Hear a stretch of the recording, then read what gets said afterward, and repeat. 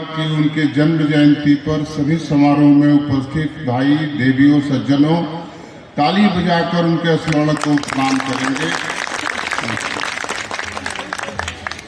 मैं विवेकानंद जी के जयंती के दिन पर विवेकानंद जी की स्मृति को प्रणाम करता हूं और इस विकसित भारत संकल्प यात्रा में ये प्रण करता हूं कि विवेकानंद जी ने जो सपना देखा था, जो सपने उनके सपनों का भारत बनाने का, हम पूरी तरह संकल्पित हैं और उनके सपनों का भारत जरूर बनाएंगे।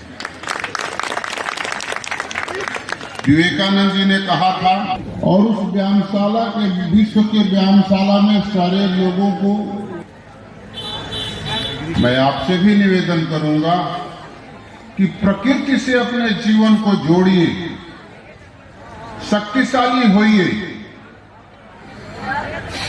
और शक्तिशाली समाज ही शक्तिशाली देश बनाता है, समृद्ध देश बनाता है, सबल देश बनाता है और स्वाभिमानी देश बनाता है। यही विवेकानंद जी के सपनों का भारत का संकल्प है और मैं इस बात को प्रामाणिकता के साथ कह सकता हूं कि जिनके नेतृत्व में हम काम कर रहे हैं, आप लोगों ने मुझे संसद में भेजा, हमारे देश के प्रधानमंत्री मोदी जी विवेकानंद जी के भारत सपनों का भारत बना रहे हैं और वही भारत आत्मनिर्भर भारत है और वही भारत 2047 में विकसित भारत बनेगा। उसी की संकल्प यात्रा हमारे लोग इस समारोह के तौर पर मना रहे हैं। विकसित भारत संकल्प यात्रा का उद्देश्य क्या है? जब 2014 में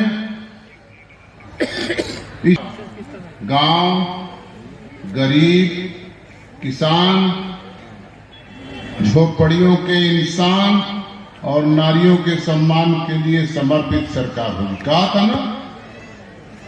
आप एक बार तो बताओ, कहा था ना? आज गांव की तस्वीर बदल रही है। हर गांव के लोगों के मन में ये भरोसा पैदा हो रहा है कि एक देश का प्रधानमंत्री है, दिल्ली में बैठा है, लेकिन हिंदुस्तान के 6.5 लाख गांवों की चिंता करके गांव की तस्वीर बदल रहा है। गांव में रहने वाले लोगों को भरोसा पैदा हो रहा है। गांव में रहने वाले गरीब, जिनकी जाड़ा में, बरसात में, गर्मी में, खुले आसमान में उसके जिंदगी व्यतीत होते थे, एक अदद मकान अगर प्रधानमंत्री आवास योजना की मिल जाती है तो गरीब रात में जब अपने मकान में सोता है तो भरोसा करता है कि एक देश का प्रधानमंत्री है जो हमारी चिंता करके हमको एक मकान देता है जिसमें हम आज अपना जीवन व्यतीत कर रहे हैं। हमारे बाराचौर के प्रमुख जी विजेंद्र सिंह जी उपस्थित हो रहे हैं, मैं इनसे निवेदन करूंगा मंचा से भी उसी तरह कि कौन हिंदू है, कौन मुसलमान है, कौन अगड़ा है, कौन पिछड़ा है। हम गरीब है तो उसको एक मकान तो मिलते हैं ना, क्यों भाई? सही है कि नहीं सही? हम कभी सोचते हैं क्या कि ये मुसलमान है, कि ये हिंदू है, कि ये गरीब है, कि ये जो भी प्रमाणित पात्र होता है उसको हम एक मकान जरूर देते हैं। और यही बात है कि लोगों के मन में प्रधानमंत्री के प्रति भरोसा पैदा करता है। इस देश का किसान, इस देश की कृषि अर्थव्यवस्था इतनी शक्तिशाली है, जब दुनिया में कोरोना की महामारी आई, दुनिया की अर्थव्यवस्था तबाह हो गई, लेकिन भारत के किसानों ने अपने पुरुषार्थ के बल पर खेती का उत्पादन 42% बढ़ा दिया, 42%। और आज उसी का परिणाम है कि कोरोना के महामारी के समय से आज तक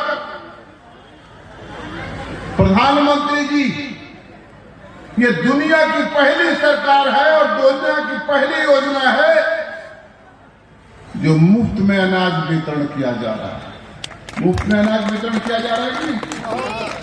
हम तो नहीं देखते कि ये हमारे चेयरमैन को वोट दिया था कि नहीं दिया था, और हमारे वो चेयरमैन को वोट दिया था नहीं दिया था, ये देखते हैं क्या?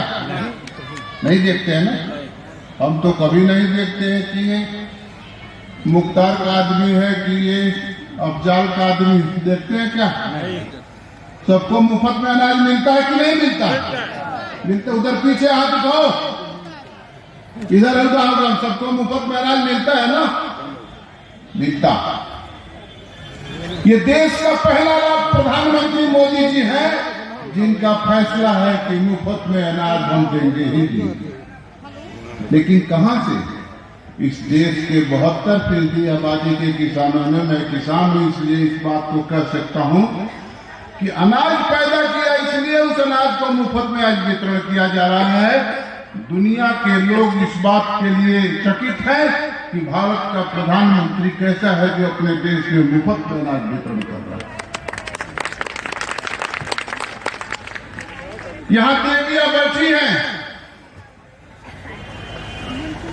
उनके मन में ये भरोसा पैदा हुआ है